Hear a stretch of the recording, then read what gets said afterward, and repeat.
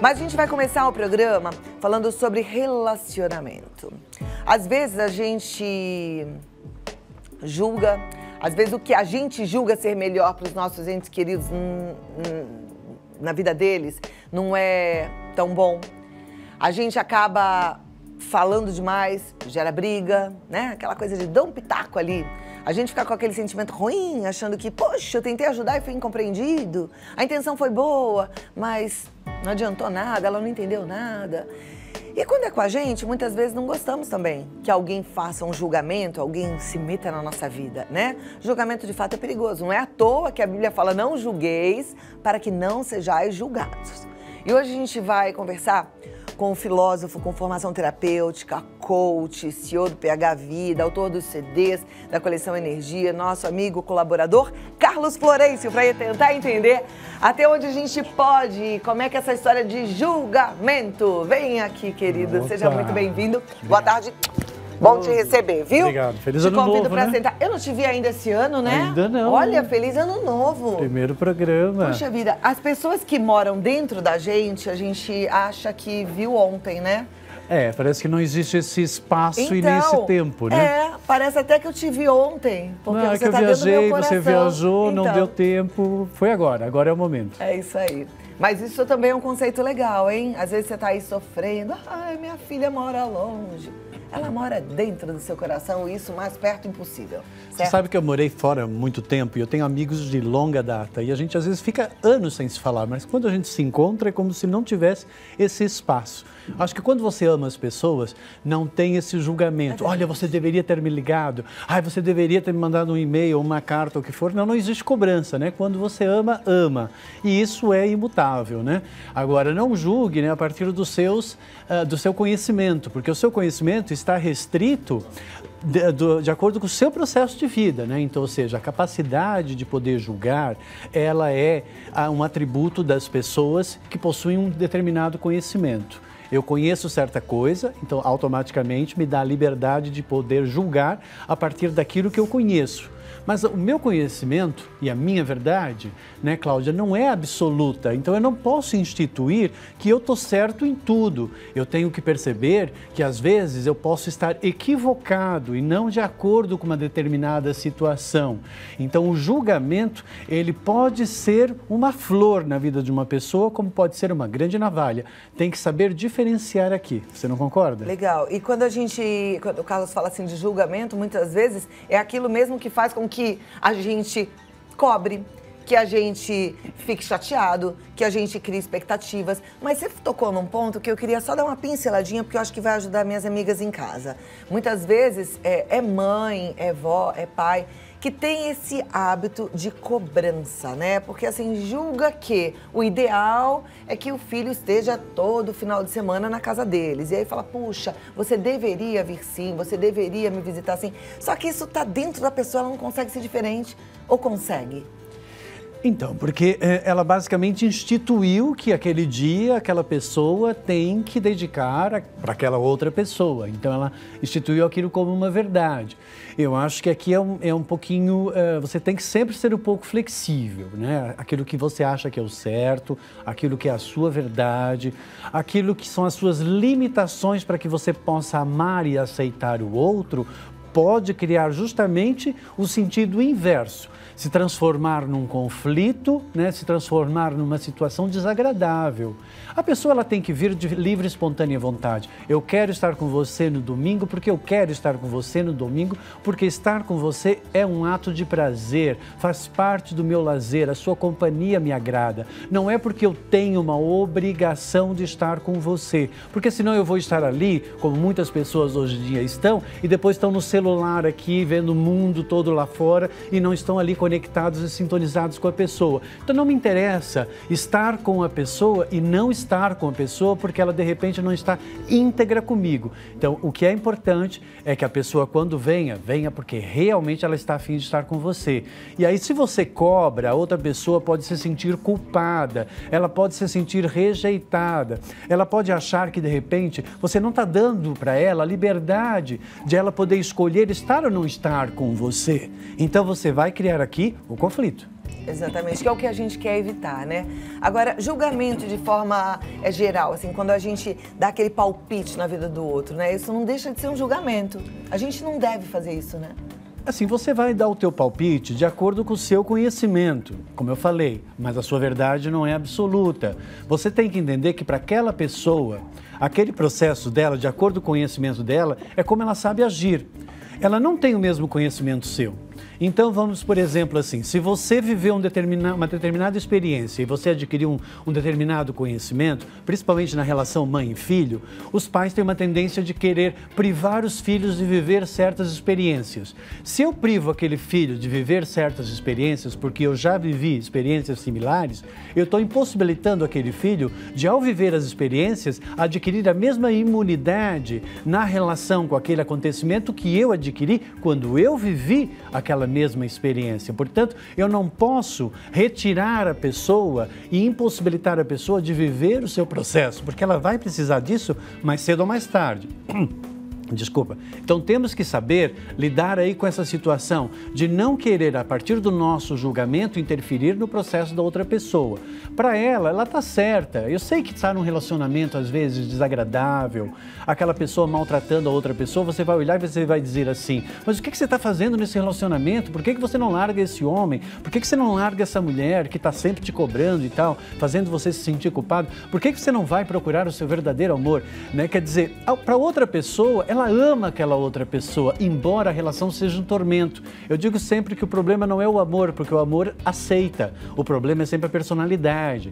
Então, para ela ainda, ela está nessa dualidade, porque um lado quer e o outro lado se sente mal. E ao julgar, ela vai se sentir mal porque ela gosta. E isso não é bom, porque ela vai se sentir mal porque ela está numa relação que ela não está conseguindo equilibrar e, ao mesmo tempo, ela vai se sentir mal porque ela está amando esse mesmo mal, né? Então, não é legal você chegar para a pessoa e falar esse tipo de julgamento. Por mais que seja bom para outra pessoa, porque ela vai ficar muito melhor, talvez, livre daquela outra situação, mas ela ainda não conseguiu concluir o processo dela. As pessoas, elas precisam concluir, elas precisam chegar no resultado delas para que ela diga, ok, realmente eu amo essa pessoa, mas eu não estou apaixonado por essa pessoa. Eu amo essa pessoa, mas realmente nós juntos não combinamos. Então, olha, eu quero que você seja feliz e eu sou feliz, então aí vamos para uma nova jornada. Mas isso é uma coisa que a pessoa é que tem que chegar. Ou seja, dar esse palpite na vida do outro não vai acrescentar nada, porque o outro só vai chegar à conclusão a hora que for a conclusão dele. Não dá pra gente externamente ficar falando, só vai provocar mais mal-estar. Você pode passar o conhecimento. Eu vou te dar um exemplo. Por exemplo, se você vê uma pessoa numa sala e essa sala ela tem duas hipóteses de sair dessa sala. Ela pode sair pela porta ou pela janela. E aí você diz assim para ela, por que você está saindo pela janela? Você não vê que pela porta é melhor você sair? Ela não está vendo que a porta é a melhor saída. Ela realmente acha que a janela é a melhor saída. Aí, isso é um julgamento. Aí vamos imaginar que você fala de uma outra forma. Olha, eu estava pensando em sair dessa sala e eu estou na dúvida se sair pela janela ou sair pela porta, qual das duas é a melhor hipótese? O que você acha? Acha que é melhor aquela porta lá ou essa janela para sair? Aí a pessoa vai dizer, eu acho que é a porta que é melhor. Ou seja, você induziu a pessoa a responder aquilo que é melhor para ela, mas sem fazer ela se sentir culpada, porque de repente ela estava se espremendo naquela janela. Olha que legal, isso é uma dica muito bacana para mães conversarem com suas filhas mais adultas, mais velhas, né? Porque muitas vezes a gente de fora vê uma situação e fala, isso não tá legal. Se a gente julgar, atrapalha tudo. Mas se a gente colocar o nosso conhecimento opções e ajudar a pessoa a pensar, aí sim a gente pode conseguir um resultado bom. Isso, você não faz a pessoa se sentir mal por aquilo que ela está fazendo, porque para ela, de acordo com o conhecimento dela, é como ela sabe. Então, no momento que você faz ela se sentir mal, porque ela está agindo daquela forma, quer dizer, você cria dois males consecutivos, dois males consecutivos, porque ela vai se sentir mal porque ela está vivendo aquilo e mal da forma como ela está atuando. Bom, você colocou aqui 7 passos para evitar julgamentos errados. Eu achei muito didático, acho legal a gente mostrar. Então, o primeiro tá lá, olha, saiba o limite do outro.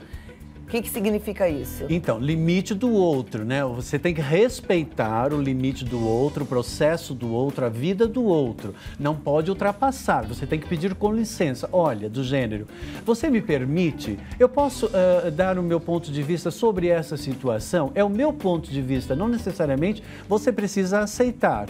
Se achar relevante, interessante. Aí absorva e de repente pratique na sua vida. Mas é o que eu penso. É isso que a gente faz nessa primeira opção. Legal. E aí eu continuo a respeito o processo do outro, que o Carlos já falou. Considere o que o outro não sabe, aí ele vai precisar aprender, viver, descobrir, né? Então, ele não sabe. Aí você vai passar o conhecimento, que foi aquele exemplo que eu dei. Olha, se você pegar esse caminho, você vai chegar lá. Você está pegando esse caminho, que também vai chegar lá. Qual dos dois que você acha que é mais interessante? Portanto, você dá a opção para que a pessoa escolha. Você não faz ela se sentir mal pela escolha que ela está fazendo. Perfeito. Tem a compaixão, que é muito compaixão, importante. Que é compreender que para a pessoa, de acordo com o conhecimento dela, é como ela sabe.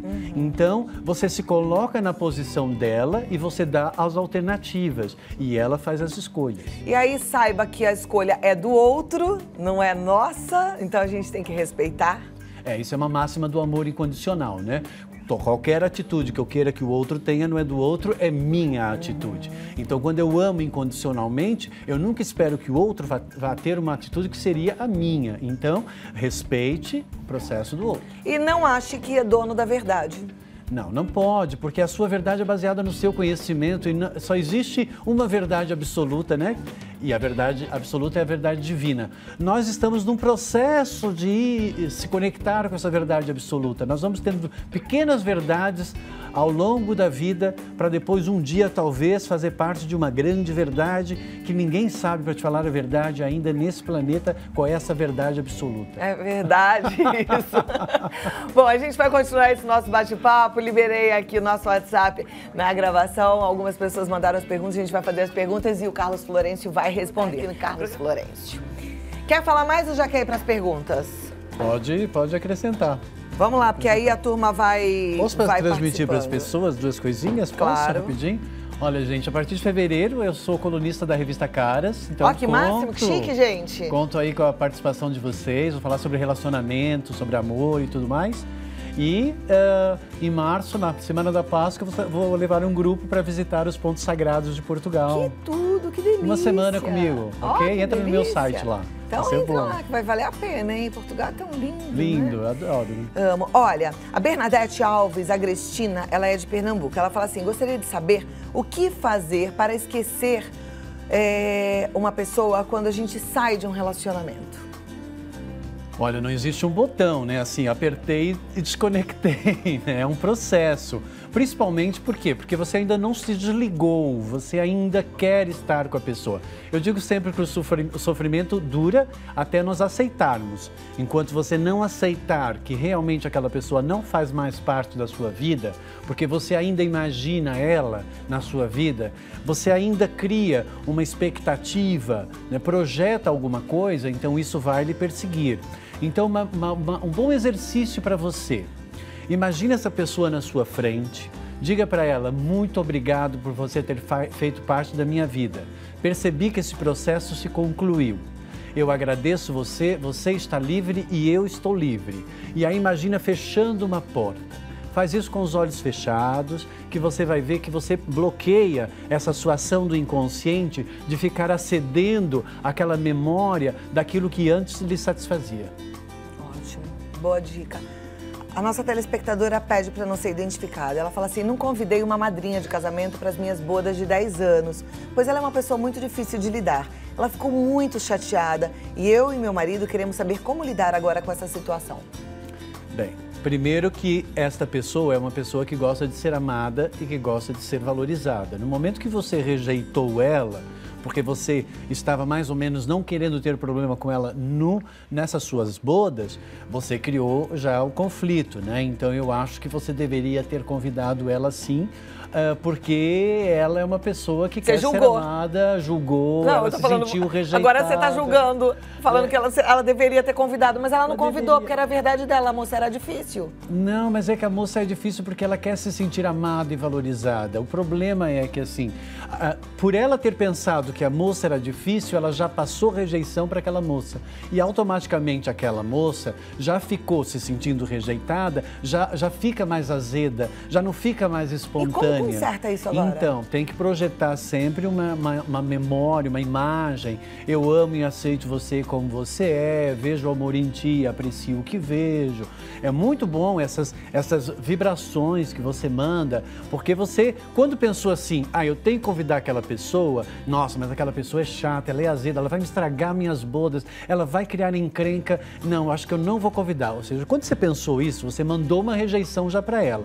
E aí ela recebeu isso lá, mesmo ela não percebendo. Aí depois você resolve retirar ela. Aí ela se sentiu, além disso, exclusa. Ela se sentiu exclusa, rejeitada, julgada, criticada, não amada e não aceita. É claro que depois, quando você chegou perto dela, ela demonstrou tudo aquilo que ela sentiu que você projetou para ela. E como é que faz para consertar isso? Agora, para consertar, você vai ter que falar, você vai ter que mandar, vejo amor em ti, aprecio o que vejo, apenas o divino em mim é que se relaciona com o divino em você, né? Convide essa pessoa para um outro evento, para uma outra ocasião, né? Inventa uma história qualquer, de repente, de que você já tinha feito esse convite para uma outra pessoa e que você se sentiu extremamente mal porque você não conseguiu convidá-la, mas que você preza muito pela amizade dela, dê um presente, convide ela para ir em algum evento com você. Eu acho que é a melhor forma. Tem que transformar isso numa coisa boa. A nossa telespectadora de Sergipe, não vou identificar porque eu acho que talvez ela não queira. Ela fala, não consigo pedir perdão em voz alta para pessoas que julguei mal. Eu choro só de pensar o que eu devo fazer. Então, tem que perdoar no fundo você, né? Porque automaticamente você pré-julgou essas pessoas, né? É como um preconceito, né? Você tem um conceito, você tem um julgamento e você proferiu isso na direção da outra pessoa, baseado naquilo que era para você a verdade naquele momento. É importante que você entenda uma coisa, que nós evoluímos do desconhecido para o conhecido. Através dessa experiência, você percebeu o limite do seu conhecimento e, graças a ela, você aprendeu que você não pode julgar dessa maneira. Então, utilize essa experiência como uma forma de você aprender a respeitar os outros, a amar os outros pela diferença daquilo que você julga que é o certo. Muito bem. E lembrando sempre dessa ordem, que é amar, né? E amar é uma decisão mesmo, né? A gente aprende a amar. Amar é tão fácil. Eu digo sempre que amar é muito fácil, né? O que é difícil é justamente não amar. Porque quando eu amo, eu aceito, né? E aceito como é, não como eu gostaria que fosse, né? Porque se eu querer que seja diferente, já não estou amando aquilo, já estou amando uma ideia daquilo que eu gostaria, né? Então, já não é mais aquela pessoa, já não é mais aquela situação. Amar é o ato de aceitar para poder estabelecer uma relação e uma troca. Se você não ama, você não faz esse processo. Ok. Olha, nossa telespectadora da Praia Grande, não vou falar o nome também, ela diz, a minha sogra se mete muito na minha vida, ela mexe com a cabeça do meu marido, ela julga o meu casamento, enchendo a orelha dele. O que eu posso fazer? Bem, esse tipo de situação, você tem que tomar um pouquinho de cuidado, porque cada vez que você sente essa sua sogra manifestar algum tipo de ação como essa, você julga, você critica e você passa rejeição. Automaticamente ela vai receber isso e aí ela vai se meter mais. Aí quanto mais ela se mete, mais você julga, mais você critica. Vira um processo compulsivo. Você tem que cortar isso, quebrar esse processo. Então, peça opinião para sua sogra. Realmente traga ela para perto e não expulse ela. Chame ela. Eu gostaria que você me ajudasse nisso. Eu estou numa dúvida nisso.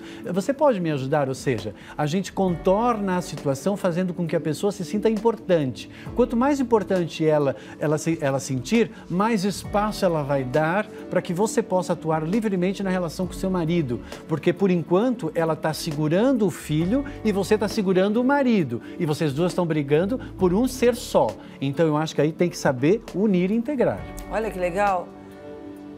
Na verdade é o amor, né? É o amor, é porque as pessoas elas não entendem que elas têm que fazer isso. Você pode transformar um relacionamento. Aquela pessoa, ela está se sentindo exclusa. Então ligue para sua sogra. Minha sogra, eu queria que você me ensinasse a fazer aquele prato que eu sei que o seu filho gosta. Você vem até aqui em casa para a gente fazer e vamos aproveitar e vamos almoçar juntos? Traga, não expulse, não exclua. Traga, que você vai ver que ela pode se transformar numa grande aliada sua e com isso a sua família vai ficar muito mais unida. Ó, mulher sábia edificando a casa, a gente está aprendendo aqui. A nossa telespectadora fala assim: eu fico muito triste, pois vivo uma situação realmente difícil, mas as pessoas vêm e falam, como é que você aguenta essa vida? Por que você não muda de vida? Só que eu não consigo enxergar assim e não consigo mudar essa situação. Como é que eu posso fazer para não me sentir desse jeito? Bem, querida, aí a gente precisaria entender um pouco mais do processo que você está vivendo. Mas é assim, você está vivendo algo porque você permite viver. Ninguém está lhe obrigando a viver absolutamente nada.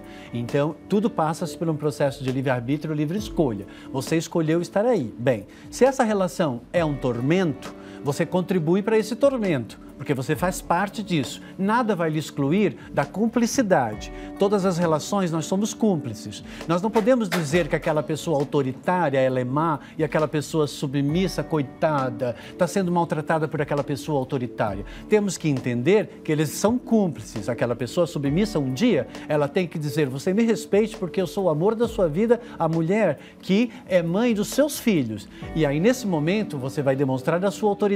Aí aquele autoritário vai perceber que ele tem um limite para a autoridade dele. Portanto, em toda relação tem um sentido, tem uma razão e tem um propósito.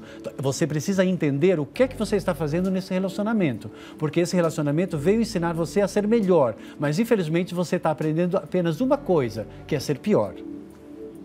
Oi? A verdade dói, mas ela precisa ser dita em algumas situações. E no caso, a gente aprendeu hoje, a gente tem que ver o jeitinho certo e colocar a nossa opinião ou a nossa sabedoria quando a gente a tem. E deixar com que o outro enxergue o caminho dele e faça escolhas, não é isso? Só assim a vida é melhor, né? Vida melhor. Mesmo. Que é o que a gente preza aqui. Carlos Florencio sempre nos ajuda bastante. Muito obrigada. Muito bom te receber. Obrigado. Ó, para você que quer aí acompanhar as viagens, as novidades, é carlosflorencio.com.br. No Instagram e no Facebook, Carlos Florencio Oficial. Quer marcar para bater um papo? 011 4106 4141. Até a próxima e um ótimo ano para você. Tudo de bom, viu? Tudo de bom.